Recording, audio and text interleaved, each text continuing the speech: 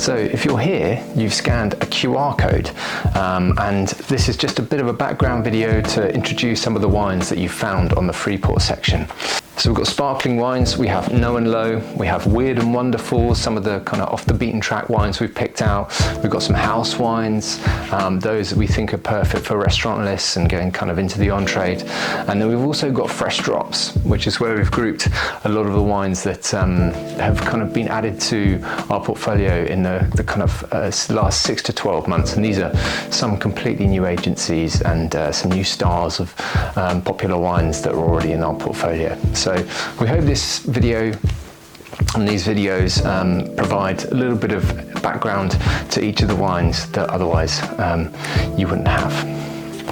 So we'll start with sparkling wines. Now, first up we have Champagne Mandois, which is the champagne producer we've worked with for a few years now. Fantastic family-owned producer, 9th generation of the Mandois family, based in the village of Pierry on the kind of northern most part of the Côte de Blanc. So Chardonnay really reigns supreme here, and Breton Regine is their house champagne. Very much kind of embodies the style with 40% Chardonnay and then the rest split between Pinot Meunier and Pinot Noir. In terms of winemaking, they very much prefer extended kind of lees aging, so you're looking at about 3 years on lees with this wine, but it keeps that incredible freshness, and with a dosage of 7 grams per litre, it's still very much kind of really fresh and mineral. So it's a fantastic house champagne. About 10% of the juice is fermented in oak as well, which adds a little layer of complexity. So on to Louis de Grenelle. Now Platine is their Cremant de Loire Brut. So it's a blend of 70% Chenin, 20% Chardonnay and 10% Cabernet Franc. It's made in a Brut style and spends about 18 to 24 months on racks. We then move into Prosecco. So we work with Villa Sandi, the Moretti Poligato family, based in the Veneto, and they are the only producer to have an estate in each of the 5 DOCG throughout the Prosecco region. And this one, the Il Fresco, is really kind of classic, a very fresh apple, lots of pear fruit, and a lovely kind of vibrant, what they kind of say, perlage. We also, to complement that, have La Gioiosa, very much bringing the joy of the region.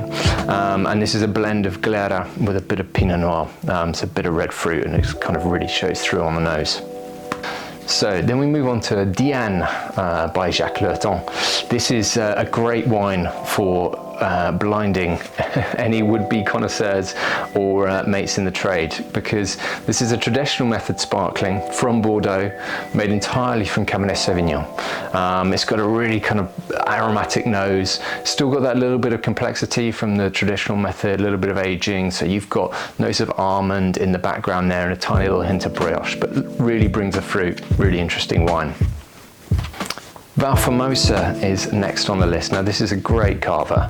They're a producer with 150 years of experience, but they've remained right at the forefront in terms of innovation, and they were the first Spanish winery to get B Corp, for example, and this Reserva Brut style, it's a classic blend of 30% Macabeo, 40% Jarolo and 30% Parellada, and it spends about 24 months on lees. Staying in the Iberian Peninsula, we have Portal de Calçada, which is a sparkling Vinho Verde. Now, what's not to love about a sparkling Vinho Verde? I mean, this is a classic, kind of very citrusy, really mineral, really fresh style made from Lourera and Arinto. So there's a bit of a gear change from Vinho Verde down to Bortoli's Emery Pink Moscato. Now, this is all about the fun. It's that kind of classic, really kind of redolent red strawberry character, rose petals. It's got that musky character from the Moscato, and just a really beautiful kind of textured palette. Can't go wrong. Le Grand Domaine is a producer we added only just over a year ago, and their Cap Classique, which comes in a really stunning bottle, is a blend of 51% Pinot Noir, 49% Chardonnay, and it spends about 12 months on lees. Now this is kind of got a lovely nose of honeydew melon with a little kind of hint of biscotti in the background. There's nothing quite like Frazita. This is a Charmat method sparkling with natural strawberry pulp added, and I tell you what, it's got a big following in the Ribble Valley, and only 8%. It's a great, fun, easy kind of aperitif. Then we've got a couple of 0% sparklings from La Joyosa. Now these are really, really popular. The rise of No and Low over the last few years has been stratospheric, and these, with their kind of a well-known brand and really, really well produced. We've got lots of green apple and pear in the white version, get a little bit of kind of rose hints and pomegranate coming through in the sparkling rosé. So these are well worth a go. We've got a really interesting product called Oh Oui from Vignoble Lurton. Now this is a slightly different one because it's not dealcoholized, and in fact it's using Sauvignon Blanc fruit from Chateau Bonnet.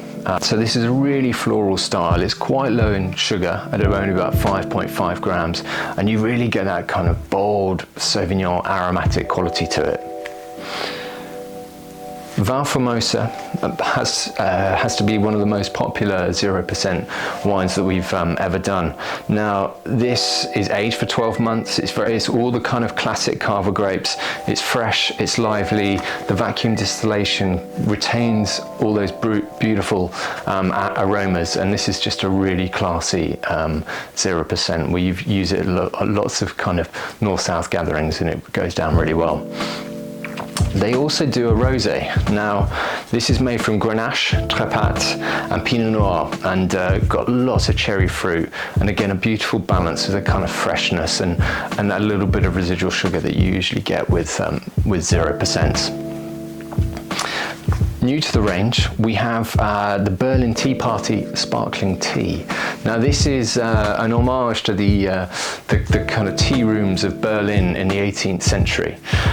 It's a cold brewed tea with water, natural flavors, and then about 51% of dealcoholized wine. But this is really, really interesting, new kind of bit of MPD. Now, a lot of you will know the Very Cautious one. This is really popular range, and on show we've got the Gewürz and Riesling.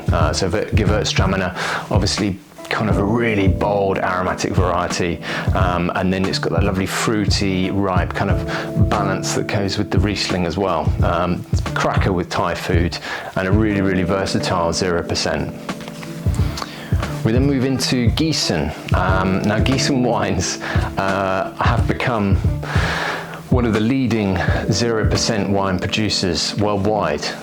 They started off with one kind of spinning cone, and then actually hit capacity very quickly, and they bought a second one, so really invested in this technology, and now they basically have 2/3 of the spinning cones in New Zealand itself. The great thing about this method is it really it's a brilliant way of gently taking out the aromatics from the wine. Allows you to take off the alcohol and then reintroduce the aromatics and the flavors back into the wine. And the proof is in the pudding. These wines are multi-award winning. In fact, the 0% Merlot is a kind of gold medal IWSC winner. These are benchmark 0% wines, and we've got a Sauvignon Blanc, a Merlot, and then what they've done is gone throughout the whole kind of range of ABVs, so mid-strength becoming a really kind of important category, and this is half the alcohol, but still retains that lovely kind of classic Sauvignon Blanc character, and retains that kind of palate weight, and a little bit of time on lees just helps to build around that texture. We've been working with Alt for a number of years. Really interesting project by the former kind of leading 0% importer into Norway, who saw all these incredible products coming in and was selling them and thought, I would like to do something like that myself. So he went and sourced Chardonnay from Spain and Tempranillo, and these are the whole idea is these are vegan, organic, they're 0%, they've got a brilliant kind of aroma, they've won great taste awards, they've also, the Tempranillo Rosé got 98 points in the IWSC in 2022, and they've got really great varietal character. And then we have Perbene, which is a Pinot Grigio from Italy. This was formerly known as Vita Libera. The de-alc is achieved by vacuum evaporation, and it's got lovely tropical fruit, great citrus fruit, and it's a really good 0%.